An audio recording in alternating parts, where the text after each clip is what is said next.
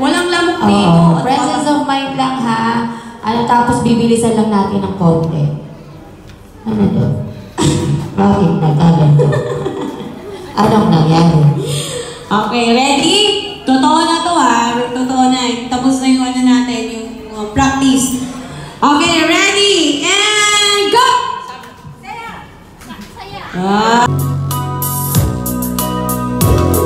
Soon I left our little hometown, get me a job and try to settle down. But these words kept haunting my memory, the words that Jody said to me.